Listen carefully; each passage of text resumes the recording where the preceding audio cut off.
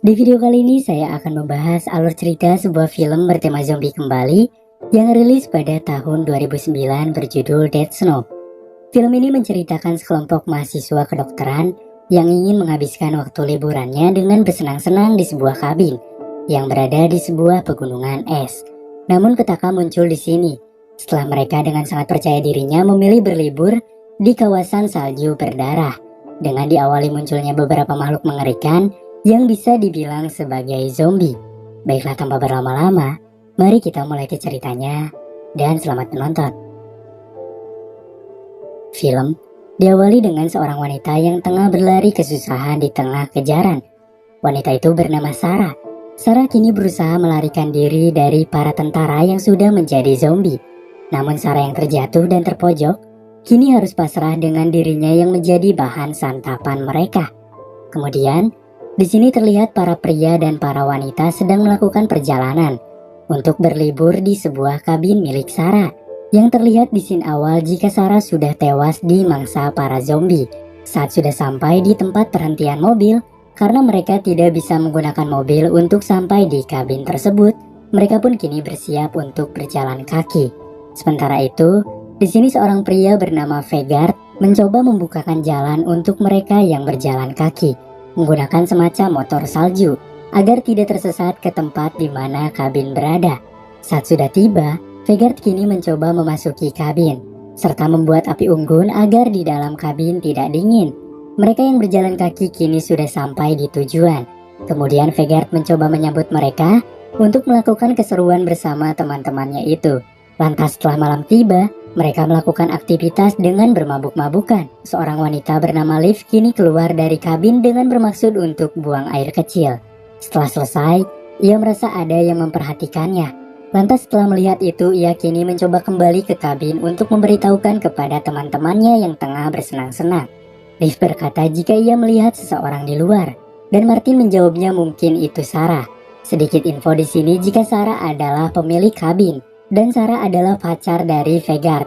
Sarah berkata kepada teman-temannya jika ia akan pergi menyusul mereka dengan terlambat. Dan pantaslah mereka yang sekarang berpikir jika itu adalah Sarah mencoba mengecek bersama-sama. Namun setelah dicek ternyata itu bukanlah Sarah, melainkan pria tua misterius yang berniat untuk meminta kopi di dalam kabin ini. Pria tua kini diberikan kopi oleh mereka, serta sedikit menjelaskan jika mereka sudah masuk di area berbahaya, di mana tempat ini sudah dicap sebagai salju berdarah oleh masyarakat setempat. Saat itu terjadi Perang Dunia Kedua, tentang sekelompok pasukan bernama Nazi yang dipimpin oleh Herzog yang sangat ditakuti akan kediktatorannya yang sangat kejam. Mereka berhasil menguasai wilayah ini selama 3 tahun. Kelompok Nazi melakukan penyiksaan, penahanan, yang membuat warga sipil mengalami kesengsaraan, sehingga para warga dengan diam-diam bekerja sama untuk memukul balik pasukan Nazi. Setelah merasa kalah, mereka terlebih dahulu mengambil barang-barang berharga warga sipil, sebelum akhirnya melarikan diri karena merasa kalah akan perlawanan para warga. Kelompok Nazi yang tersisa termasuk pemimpinnya Herzog, lalu kabur ke daerah pegunungan ini. Hingga sampai sekarang mereka belum pernah ditemukan, dan diduga mereka telah tewas membeku kedinginan. Hingga kini, warga pun menyebut wilayah ini dengan hal yang sangat menyeramkan.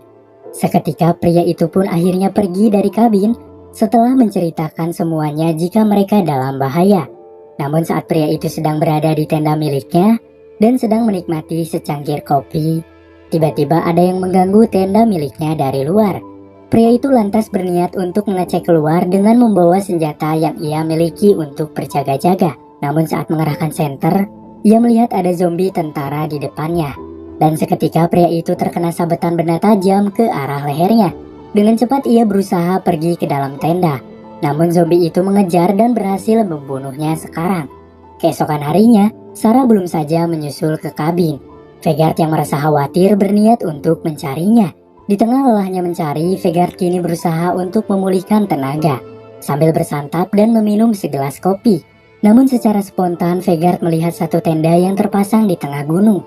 Saat ia mencoba melihat ke dalam, ternyata ia menemukan pria misterius yang semalam meminta kopi ke kabin sekarang tewas dengan tidak wajar. Vegard di sini melihat jejak kaki yang mengarah ke satu titik. Kemudian ia bermaksud untuk mengikuti jejak itu kemana ia pergi. Di dalam kabin, Seorang pria bernama Erlan bermaksud untuk mengambil sebuah bir di dalam tempat yang tertutup. Seketika, ia tidak sengaja melihat sebuah kotak yang terdapat di sana. Erlan berbicara kepada teman-temannya dan membuka kotak itu sekarang. Saat mereka melihat isi di dalamnya adalah sebuah harta karun, mereka berniat untuk menyimpan benda itu untuk mereka jual. Saat hari sudah malam, Erlan kini berniat untuk menghampiri toilet untuk buang air. Dan seketika seorang wanita berniat menyusulnya yang bernama Chris. Kini mereka berdua melakukan hubungan hangat di tengah dinginnya salju yang menerpa. Setelah melakukan hal yang menyenangkan, Erlan pun kini masuk ke dalam kabin dengan tersenyum-senyum.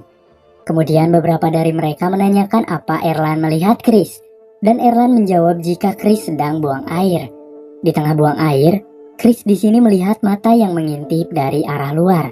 Chris yang ketakutan memanggil-manggil Erlan karena ia berpikir jika itu adalah ulah dari Erlan. Chris tiba-tiba terjatuh ambruk ke dalam pembuangan dan mendapati perutnya kini sudah terluka. Chris mencoba menggapai kabin dengan meminta pertolongan, namun ia terlebih dahulu diserang dengan cepat hingga akhirnya ia tewas.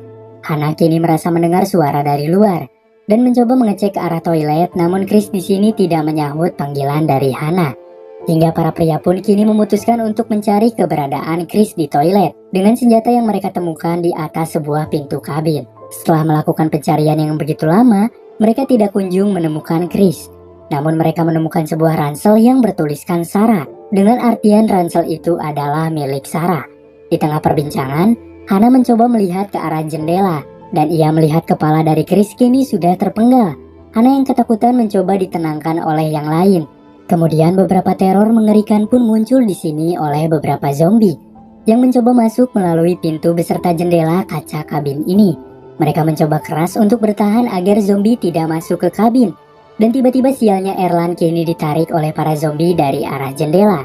Kemudian zombie-zombie memecahkan kepala Erlan hingga otak Erlan pun kini keluar tergeletak di dalam kabin.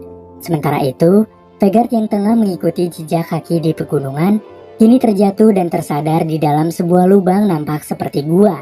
Ia pun dengan keras mencoba keluar dari dalam gua dengan salju yang tebal. Mereka yang bertahan di dalam kabin menyusun sebuah rencana agar mereka bisa meminta pertolongan dengan menggapai mobil mereka yang tersimpan di parkiran yang letaknya sangat jauh dari sini. Para laki-laki berusaha mengalihkan para zombie, sedangkan para wanita mencoba berlari dengan cepat menghampiri parkiran mobil untuk bisa meminta pertolongan. Vegard kini berusaha membuat sebuah obor untuk bermaksud masuk kembali ke dalam goa itu. Ia di sini melihat beberapa helm perang para tentara dan ia mendapati kepala dari Sarah kekasihnya yang sudah terpenggal.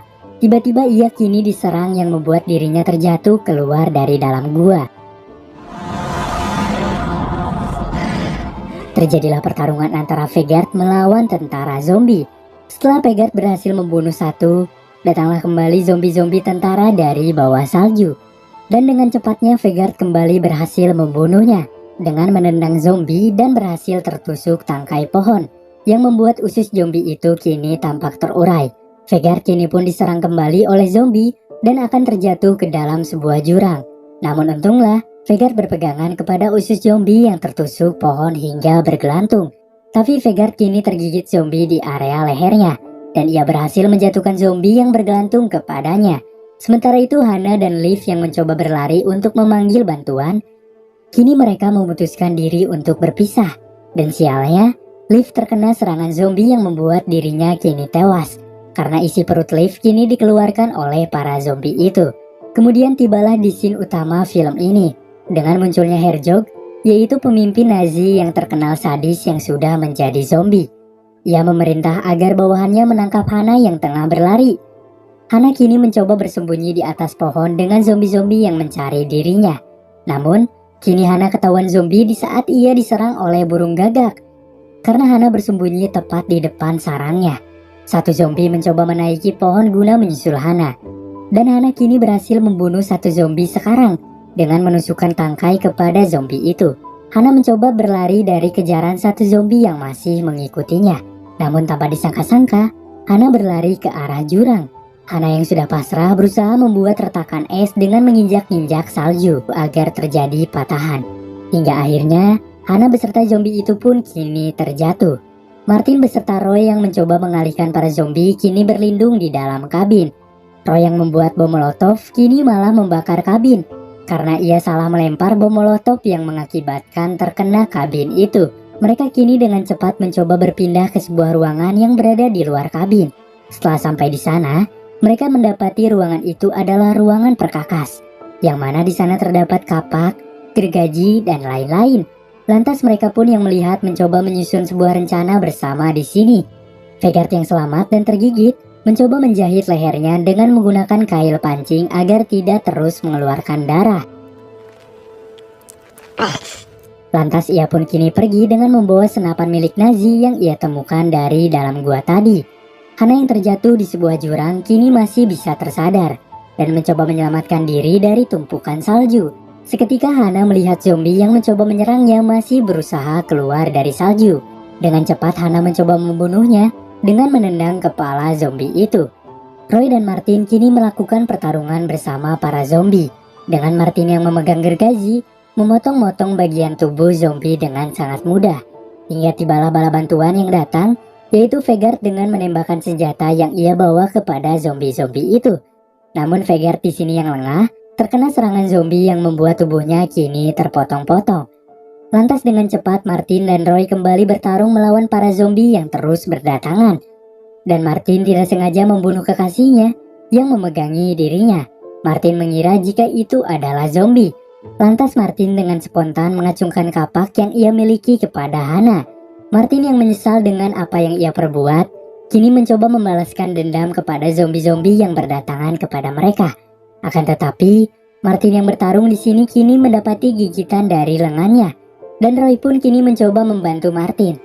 Namun Martin di sini dengan cepat mencoba memotong lengannya dengan gergaji mesin agar virus itu tidak menyebar dan membuatnya menjadi seperti mereka, ucapnya. Setelah berhasil memotong tangan, kemudian kini burungnya terkena gigitan zombie dan ia sekarang berteriak mana mungkin dia memotong kepunyaannya sendiri. Lantas ia pun kini tidak begitu menghiraukan hal itu. Martin dan Roy kini mendapati zombie Herzog seorang diri dan berniat untuk menghabisinya sekarang. Namun zombie itu berteriak memanggil bantuan kembali, hingga keluarlah bala bantuan zombie yang sangat banyak yang akan menghabisi Martin dan juga Roy. Lantas mereka pun kini mencoba berlari dari kejaran para zombie. Namun di sini Roy terkena pukulan palu di area kepala oleh Herzog. Kini Roy pun harus tewas karena itu. Namun Martin yang melihat dari kejauhan menyadari apa yang mereka cari. Dengan Herzog yang mengambil barang dari saku celana milik Roy, yang mana itu adalah harta karun yang mereka dapati di dalam kabin. Ternyata karena itulah para zombie Nazi mengejar mereka, yaitu karena mencari harta terbesar Nazi yang mereka miliki. Lantas Martin kini berlari ke arah kabin yang sudah sepenuhnya terbakar. Ia mencoba mencari kotak harta Nazi untuk memberikannya kepada mereka agar ia bisa selamat. Setelah zombie-zombie Nazi berkumpul di hadapannya, Martin mencoba menyimpan harta itu di depan mereka. Dan seketika zombie itu kini mengambil apa yang mereka inginkan. Sementara itu, Martin mencoba berlari dengan kencang agar bisa sampai di dalam mobil. Tapi saat Martin mencoba menghidupkan mobil, tanpa disangka-sangka ternyata ada sebuah koin perhiasan harta Nazi yang tertinggal di pakaiannya. Dan zombie Nazi yang menyadari merasa ada yang kurang, kini berada di samping mobil Martin. Hingga zombie itu pun akhirnya membuat Martin tewas dan film pun selesai.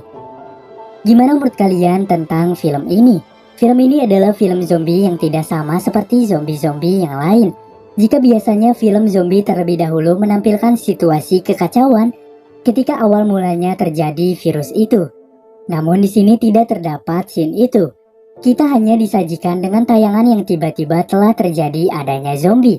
Jika saya berpikir, mungkin zombie di film ini tercipta bukan adanya sebuah virus, melainkan tentara Nazi yang mencoba berlari ke area pegunungan es, mati kedinginan di sana. Kemudian mayat dari mereka yang masih utuh karena otak yang masih bekerja menyebabkan mereka bisa bangkit kembali. Alasan detail kenapa mereka menyerang, zombie itu menyerang karena mereka mencari suatu harta yang mereka punya. Dan kenapa mereka yang tergigit tidak menjadi zombie seperti mereka, karena zombie Nazi tercipta bukan karena adanya virus. Hal itu yang membuat siapapun yang tergigit tidak akan menjadi seperti mereka. Sedikit simpel dengan alur cerita yang dibuat di film ini. Hanya saja kurang greget dalam segi pertahanan diri dibandingkan dengan film-film sejenis. Itulah alur cerita film Dead Snow yang saya bawakan. Semoga tayangan tadi mampu menghibur kalian. Terima kasih sudah menonton dan sampai jumpa di lain tayangan.